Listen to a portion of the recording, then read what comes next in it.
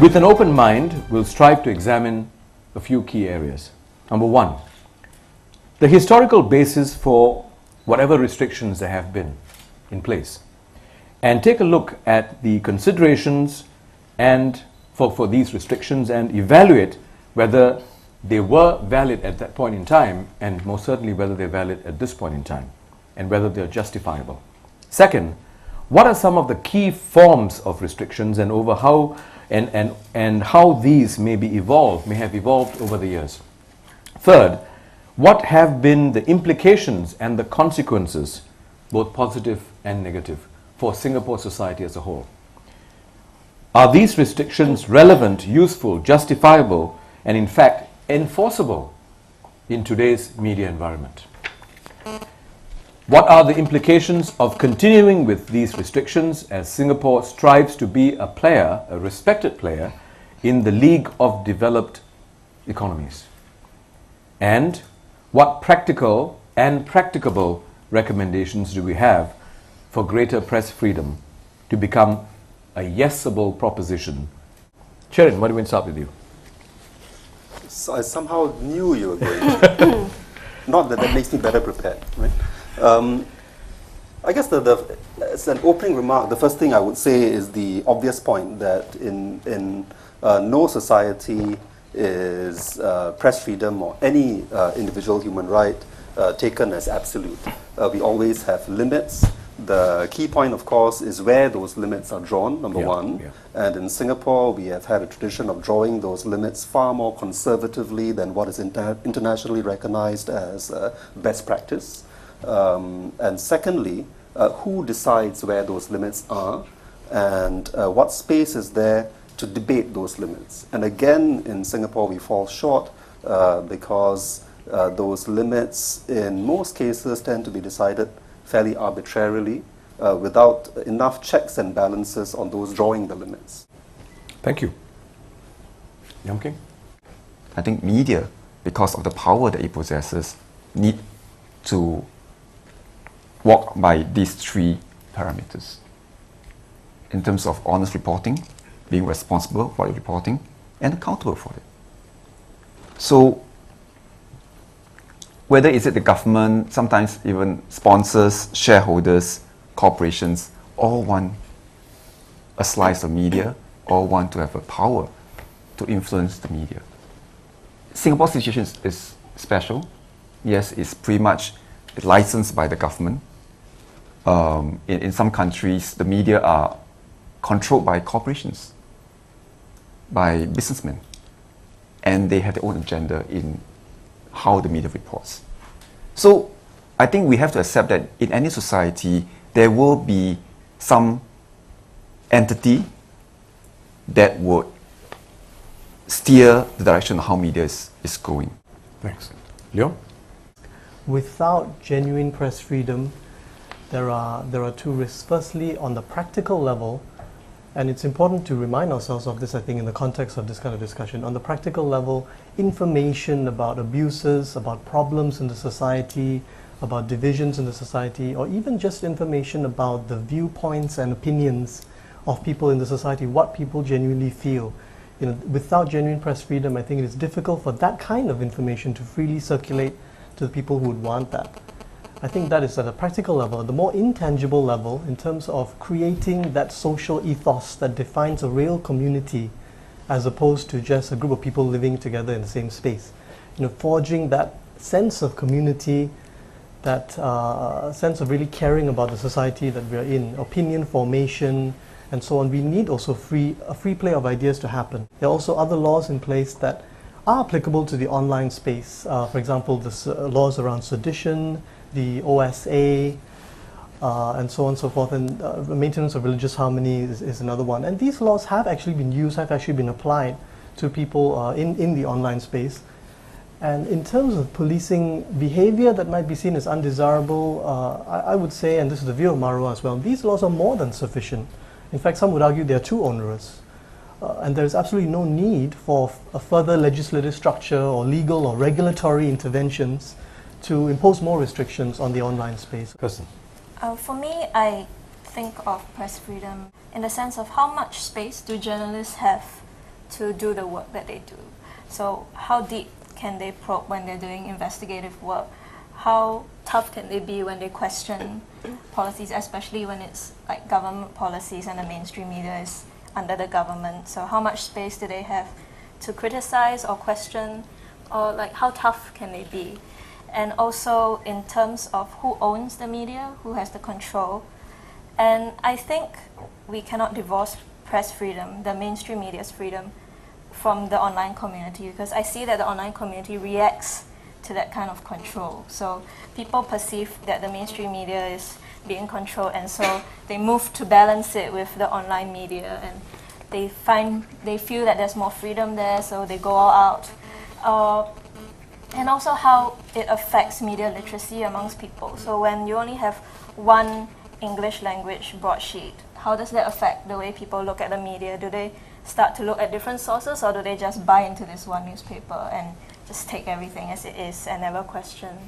So I look at it as something that trickles down and affects a whole lot of other things, from online to the way people even consume media in Singapore. To confess, I don't actually read the newspapers anymore. Thank you. Richard?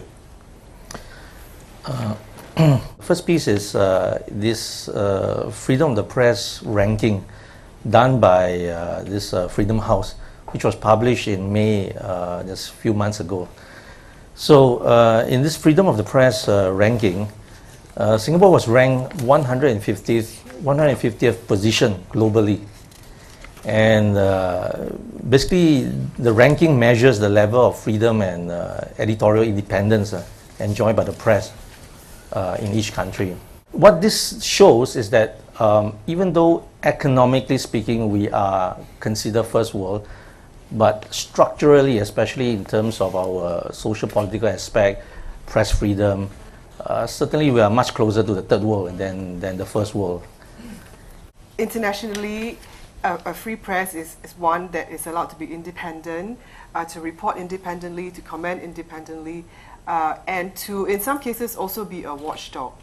Now you can think of, watchdog of who? Watchdog of the establishment, or watchdog of the non-establishment, and I would say of both. It's good for the press to be watching all sides. Right now in Singapore, I think the mainstream press is watching one side more than the other. I think that our controls on the press hark back to a past era which we have moved beyond, and don't address the current situation. I think press freedom here is inevitable. To some extent, I think it has already begun to come about through the internet. And the question is now, how to align the mainstream media with that. I don't think you can do it the other way. I don't think you can align the internet to the mainstream media. It's not going to work. The internet is not a creature that can be controlled and contained in that way. Okay, thank you. Do we as a society believe that people should be held accountable? Whether it's by government or by your peers, there should be some accountability. Do we agree? Okay. Now, clearly there's also a general agreement that we can afford to let up on the current level of press freedom. Right? We can open up the space a lot more. We may disagree on how much and how fast, but I think we all agree, including you, Yam Keng, that we can afford to open it up a little bit more. I get the sense, but correct me if I'm wrong. I think by law, if you look at it, let's say we look at the MPPA. Yeah. There's restriction on shares, about board membership, management shares, management, things like that. And you compare it with the Broadcasting Act. There's actually two different requirements. The board members of the newspaper must be all citizens. But on the Broadcasting Act, only half must be citizens. Doesn't make any difference. So you're saying we should make it the same? No, right now it's different, right? Yeah, but okay, so by law it's different. But do we see any difference in the way our media corp is run versus SPH? Well, so to me, what is material Yeah. of this legislation? versus the practice of editorial, journalists, the way they work their trade. Okay. So to me, I think it's the latter Okay. that is more pertinent in the context of Singapore. But my question is, do you feel that the current level of restrictions is acceptable if we aspire for Singapore society as a whole to benefit? I mean, it's a very straight question. Sure. Yes or no? And if yes, why? If no, why? To me, it doesn't make too much of a difference. Okay, so it is acceptable. Yes. Okay. Now, So it's acceptable to you that we remain at 150th position. The 150 position is not a matter of whether we have board members are all Singaporeans or foreigners. I don't think that makes a very significant impact on that. I don't think the index look at, what is restriction on ownership, board members and whatever. I think it is a perception of how they analyze the 100 over but countries. at the same time, restrictions are not just limited to the NPPA, and those are examples. But of course, we all know that there are various other restrictions or various other forms where restrictions can be imposed. But we shan't go there at this point in time. I just want to get a broad sense. And may I get a sense of perhaps a scenario of how Singapore might be as a society, right, that gels together as a people, as well as how we are perceived internationally?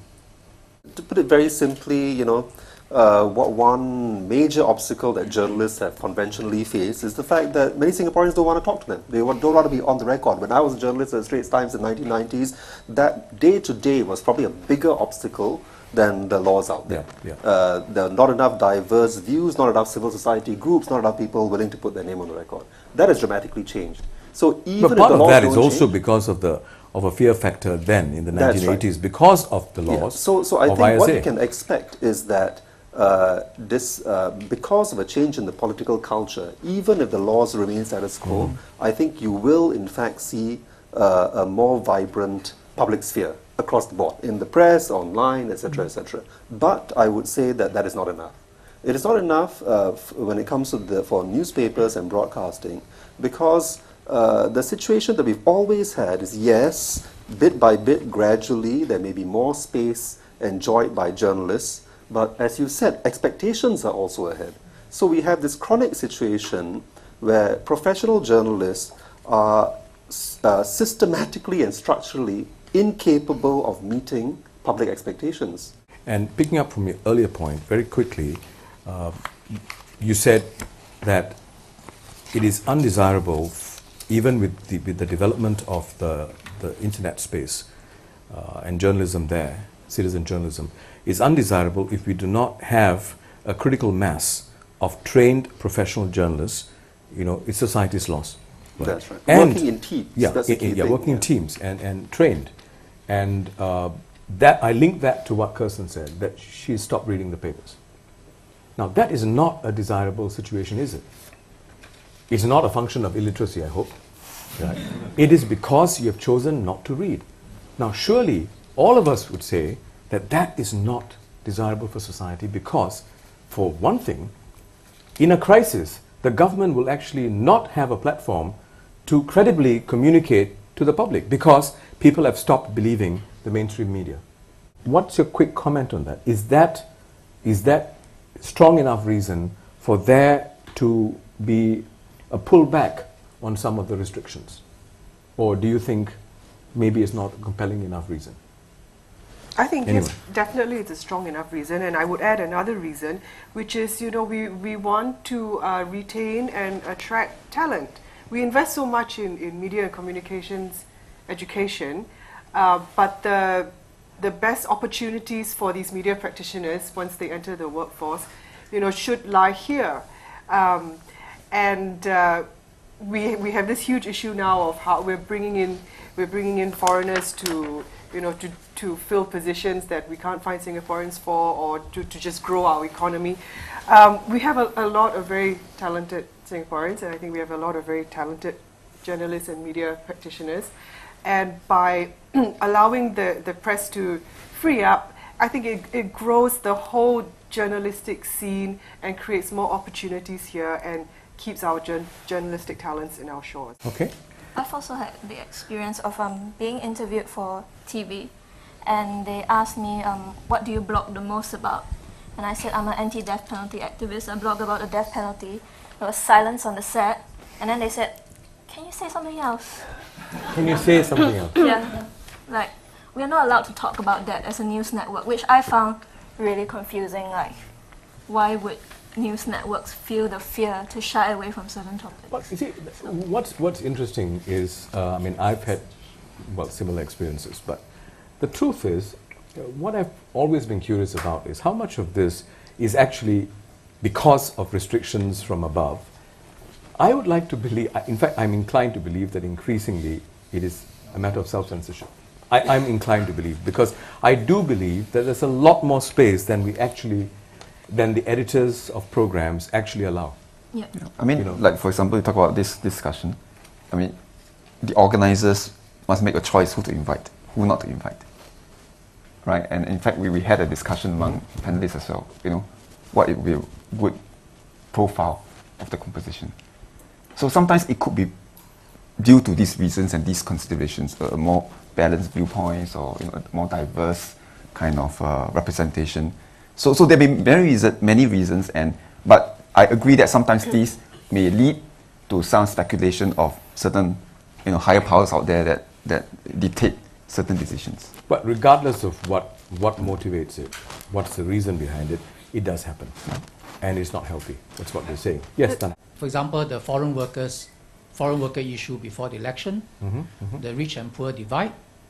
From my discussions with various people, there were instructions that don't overdo it, and there were stories. Those became OB markers.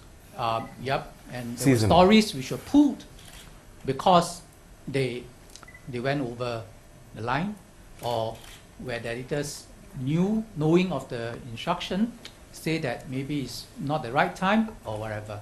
So it is not a mythical restrictions. There are real restrictions, and of course I agree that some journalists attempt to make their jobs easier by not even coming near. And that is where self-censorship comes. The MDA has guidelines or invisible OB markers, like you said, that the journalists are supposed to know and to frame their thinking around. Self-censorship, if you're told, okay, these are no-go areas, please be mindful of this, these are your guidelines, that affects your writing process, that affects your thinking. Because as a journalist, you're not then thinking, what is the best possible story I can write? What is the most interesting thing I can say? Who are the best people I can interview? You're thinking, what is not going to get me into trouble? What is not going to, make me cross the line? What are the implications of all that on people pulling back?